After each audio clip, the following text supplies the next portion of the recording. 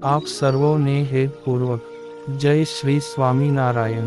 આજની સત્સંગ કથા વાર્તા નિજ મંદિર સાવરકુંડલા પવિત્ર ચૈત્ર માસ વિશેષ। આજની સત્સંગ કથા વાર્તામાં આપણે ચરિત્ર કથા અંતર્ગત પીઠવાજાળ ગામના દેવશી ભગત લુહારની પ્રસંગ વાર્તા સાંભળશું। અમરેલીથી 4 ગાંવ દૂર ખારાપાટમાં પીઠવાજાળ નામે ગામમાં દેવશી ભગત લુહારની કોઢે તે ગામના ખીમા ડોબરિયા, જેરામ પટેલ, લાખાભાઈ દેસાઈ, કરશન લુહાર વગેરે સહુની રોજની બેઠક હતી ને સહુ એક રહેણી વાળા હતા, તેથી સત્સંગ સારો ચાલે। વળી ભગતની કોઢે તે ખેતીના ઓજાર વગેરેનું સમારકામ તો થયા કરે, પણ એ કાની સત્સંગની વાત કરવામાં દેવશી ભગતને મોઢા આડે નહોતું આવતું। આમ ધીરે ધીરે ભગતના યોગે સૌના હૈયામાં સત્સંગનો રંગ ઘેરો થવા માંડ્યો। તે સહુને ગુણાતીતાનંદ સ્વામી, કૃપાનંદ સ્વામી વગેરે સહુ સંતો હારે હેત તે સંતોને ઘણીએ વાર તેડી લાવતા। સમયાંતરે દેવશી ભગત પીઠવાજાળથી આંબા ગામે રહેવા ગયા। દેવશી ભગતને તો નાનપણથી શ્રી હરિના આશીર્વાદે કરી અખંડ મૂર્તિનું ચિંતવન રહેતું હતું। તે એક સમયે ગામ આંબામાં સદ્ગુરુ શ્રી નિત્યાનંદ સ્વામી પધાર્યા અને તેમને સાંજે વાળું કરવા ટાણે દવાના ઓન્હડ હારે દૂધ જોઈતું હતું। ત્યારે દેવશી ભગતે 2-4 ઠેકાણે પૂછી જોયું, પણ દૂધ મળ્યું નહીં।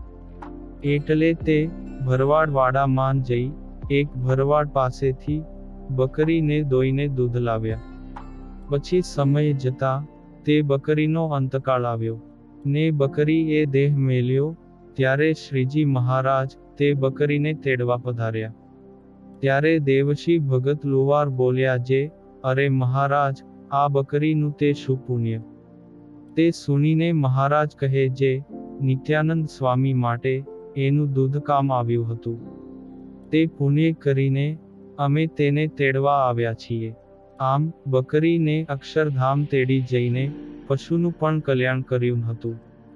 તથા એ પંથકના ગામડાઓમાં કોઈ સત્સંગીને મહારાજ તેડવા આવે તે પહેલા 8 દિવસ અગાઉ ભગતને દર્શન આપીને કહેતા કે અમે પેલા હરિભક્તને તેડવા આવીશું।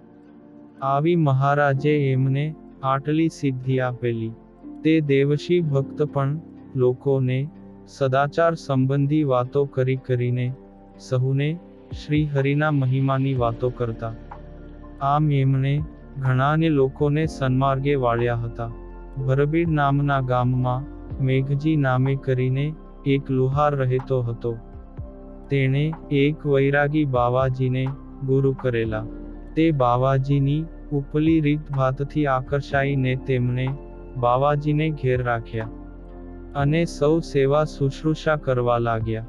દેવશી ભક્ત જ્ઞાતિભાઈ તરીકે મેઘજીને ઓળખતા અને સગાના વહેવાર કામકાજના પ્રસંગમાં કોઈ વાર એકબીજા ભેગા થતા।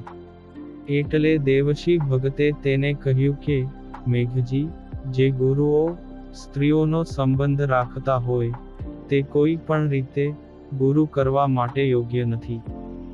જે વ્યસનમાં ડૂબેલા હોય અને હૃદયમાં વૈભવ વિલાસ ચાહતા હોય એવા ગુરુઓથી કદીએ પણ મોક્ષ મળી શકે નહીં, ને એવાના સંગથી તો ઉલટું ભૂડું થાય છે। ત્યારે મેઘજી કહે, દેવશી ભગત, આ મારા ગુરુ તો સિદ્ધ પુરુષ છે। ત્યારે દેવશી ભગતે વિચાર કર્યો કે આમને આ વાત અત્યારે મનાશે નહીં, માટે કાની કહેવું નહીં। પછી 6 મહિના વીત્યા, ત્યાં તેનો ગુરુ બાવો એ મેઘજી લુહારની સ્ત્રીને લઈને ભાગી ગયો। તે એને ખોળવા માટે મેઘજી લુહાર તેની પાછળ નીકળ્યો ને ઘણી શોધખોળ કરી, પણ ક્યાંય પત્તો લાગ્યો નહીં।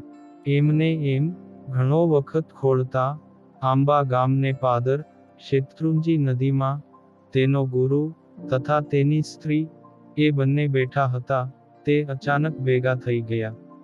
એને જોઈને મેઘજીને ક્રોધ ઉપજ્યો ને લાકડી ઉગામીને તેના ગુરુને કહેવા લાગ્યો કે શું કરું? આ તો ગાયે રતન ગળ્યું, ને જો બીજો કોઈ હોત તો રાઈ જેટલા કટકા કરી નાખું.